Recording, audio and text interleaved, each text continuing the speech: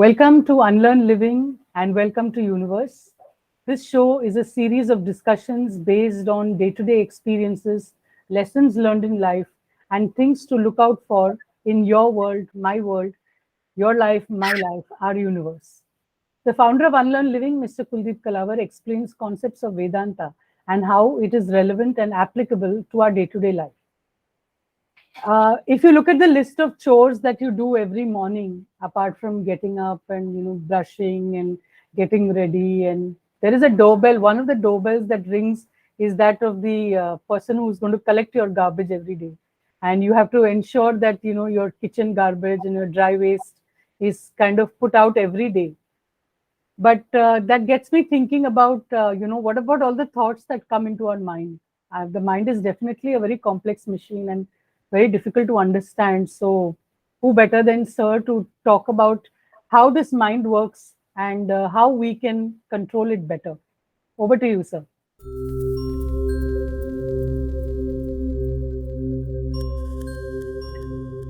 First thing is the mind is what you're using every day. And your mind is filled with thoughts. From the moment you open your eyes, you have thoughts in your mind. If you notice, out of every 100 thoughts that you entertain, allow into your mind, you will be using just a fraction, hardly 1 or 2% of those thoughts are used by you. So you have no idea what are the consequences of that waste of those wasted thoughts. Let us go about it in terms of daily life as such, and then connect it with what happens inside the mind. As Madhupa said, you make sure that you clear your garbage every day. If that person does not come to pick it up, you get a little upset because you have got garbage inside and you're not comfortable with garbage in the house. For one day you accept it because you know that tomorrow he is going to come, he or she is going to pick it up. But if suppose the person doesn't come for 1 week, then what happens? Suppose you just keep it outside your house, but even there nobody collects it. So you could reach a situation where, suppose I'm just giving you a hypothetical situation. 1 week, no collection of garbage. 1 month, no collection of garbage. 1 year, no collection of garbage. Can you tell me what would be your state of mind? What would be the condition of your house? Imagine that it cannot be put outside the house. There is no place outside which you can put it. It has to remain in the house itself. Now, if that garbage is lying within you, within that house of yours, what would be the condition of your house? I would like you to visualize it. 1 year, 2 years, 3 years, 4 years, 6 years, 10 years, 15 years. Garbage has not been moved out. Can you imagine what would be the state of your house? It would be stinking.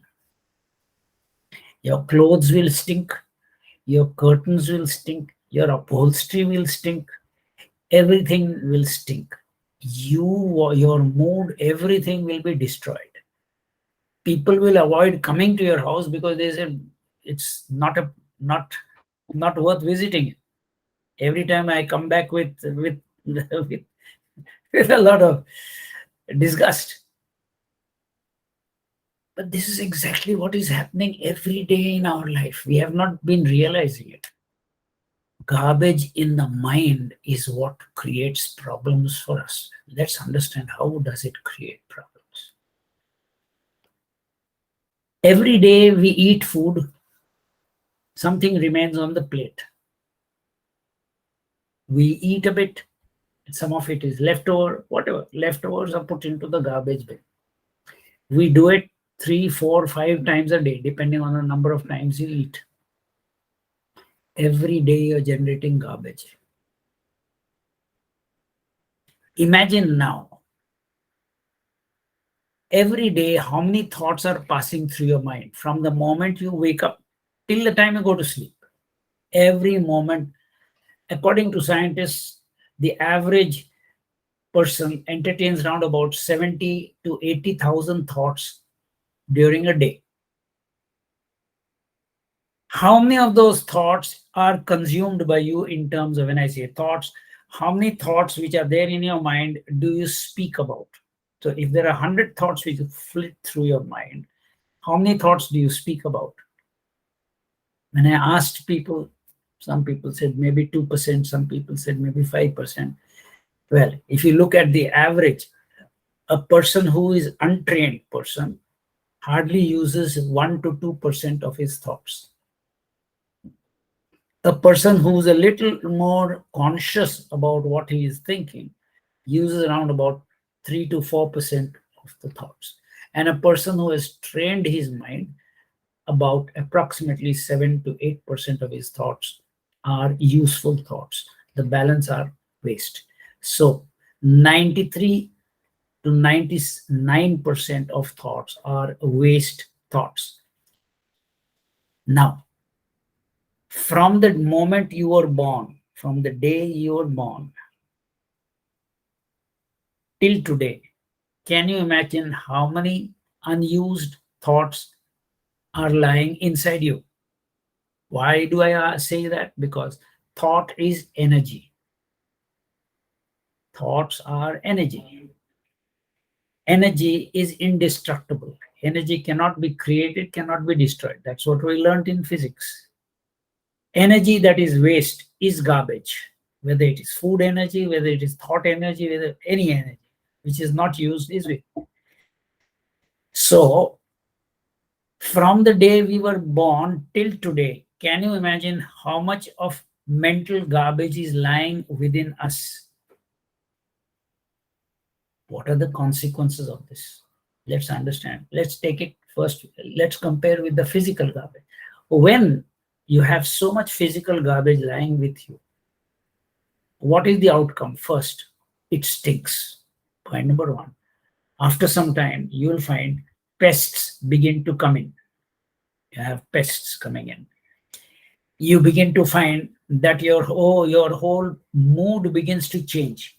Your whole mood begins to change because you come in and go out, you just find yourself at a wit's end.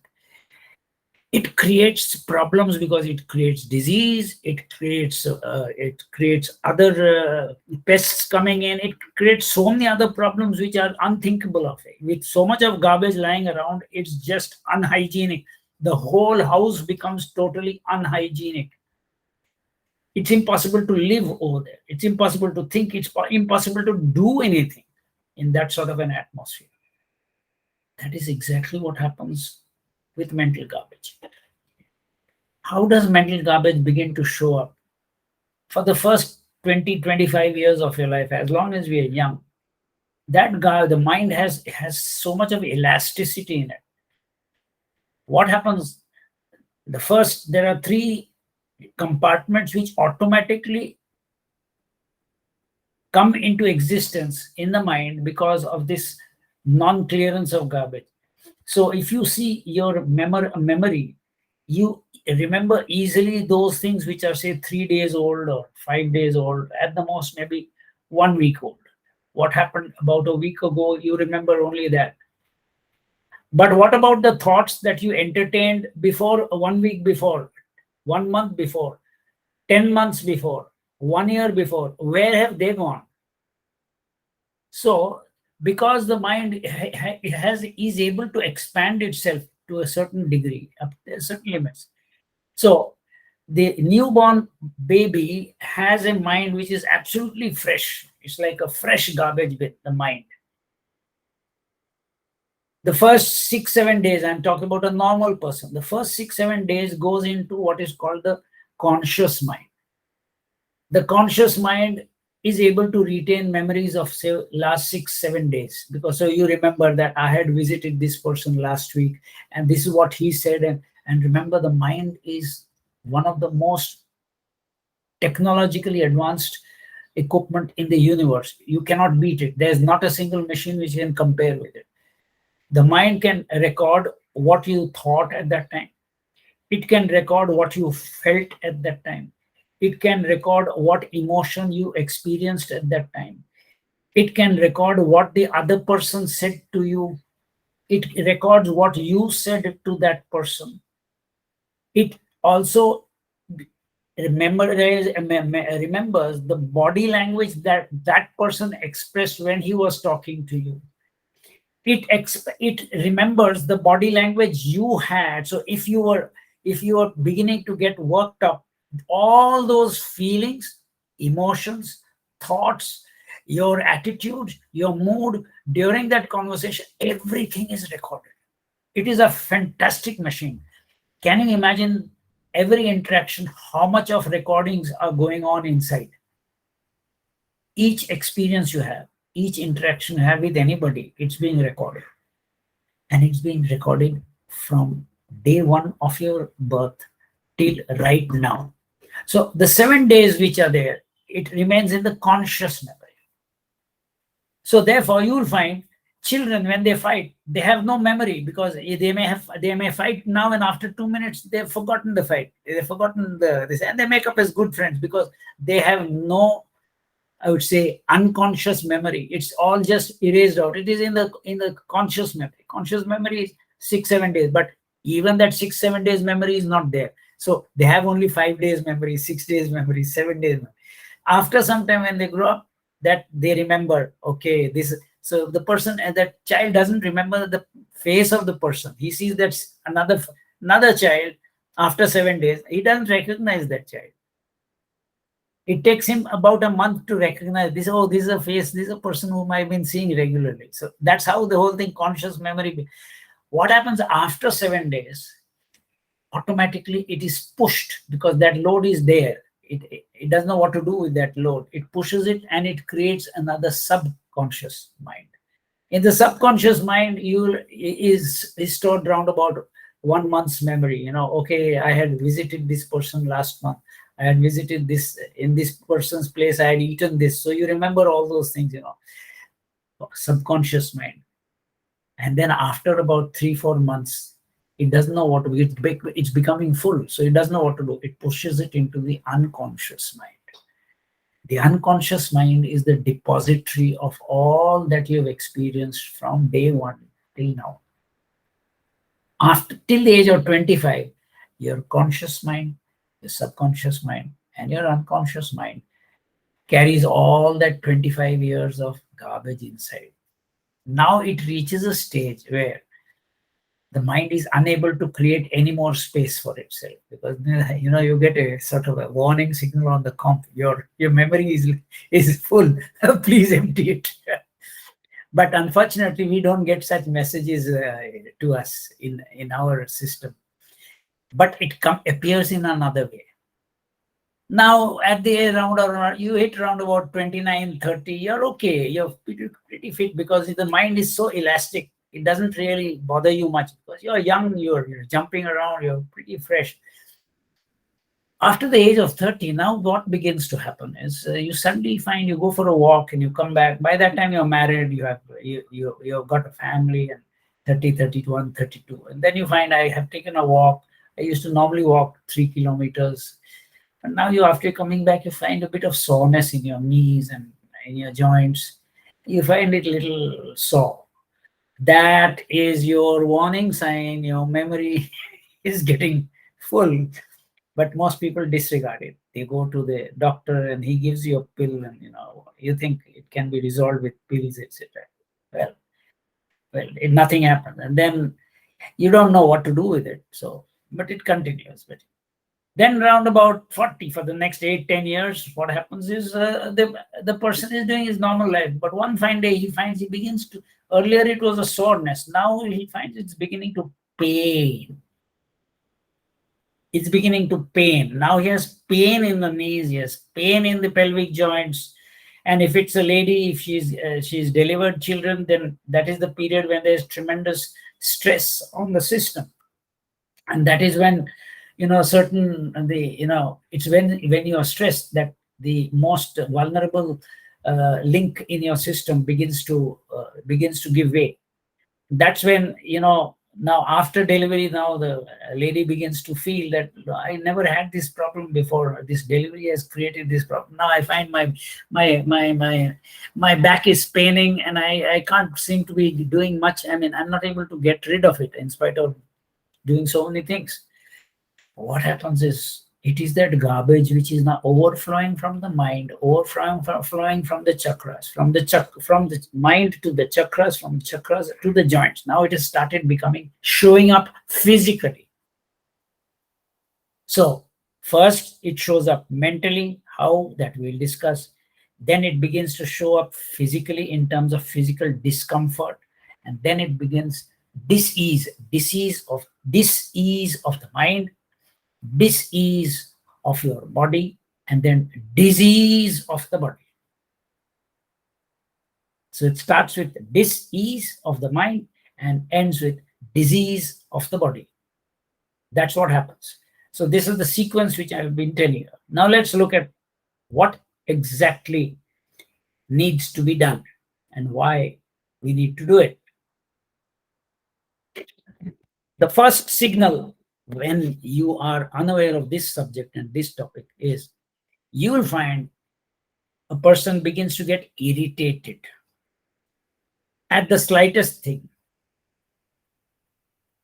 So now inside there is so much of a stink that now there is an irritation with everything, because he thinks it is the other person. For example, now he's in the lift and he wishes a neighbor who's in the lift good morning, but the neighbor doesn't reply.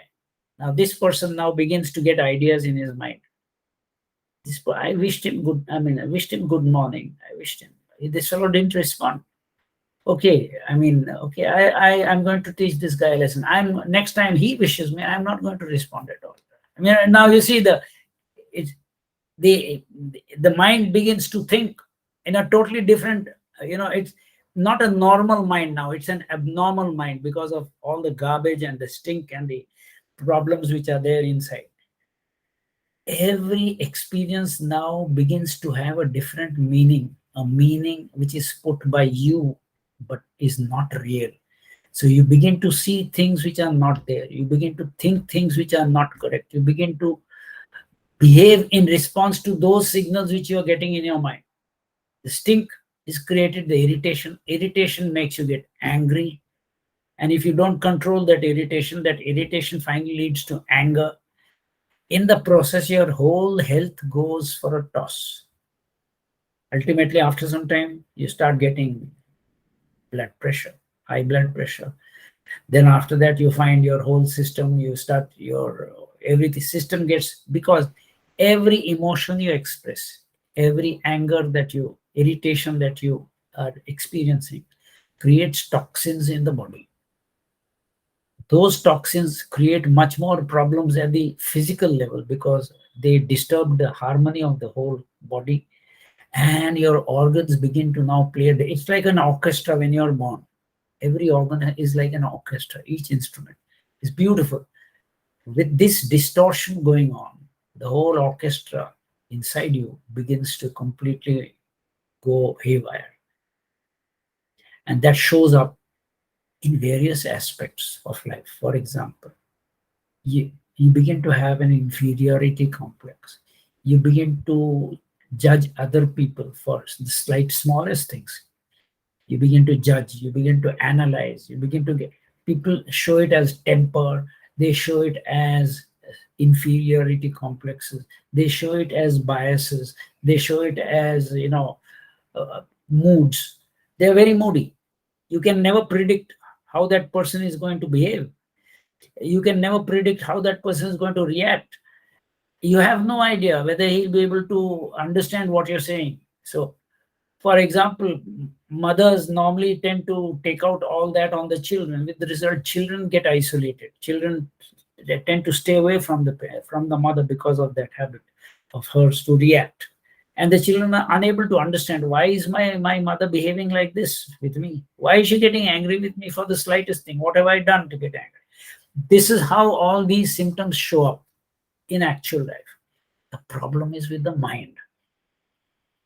And these issues with the mind are basically because of the garbage which is lying unattended to, unclear in the mind. This is something which we can talk about separately because it's a process by itself. We have certain systems available in Vedanta, which we will try to explain so that even daily you can use these, kriyas, etc., for your own well-being. So that we should probably have another session and organize it accordingly. This is what I have to say. Great, sir. So as sir just mentioned, the video that comes up after this will have detailed exercise that you can use for your mind. And I will link it to this episode once that is out, because we release these episodes every Sunday. So this Sunday you have seen this episode, the following Sunday we will release that video, and we will club it together so that you don't miss either of them. And I hope you like what you're listening to, because sir is a wealth of information, wealth of wisdom, and he tries to basically apply concepts of our ancient wisdom, our Vedanta, our philosophy into day-to-day life.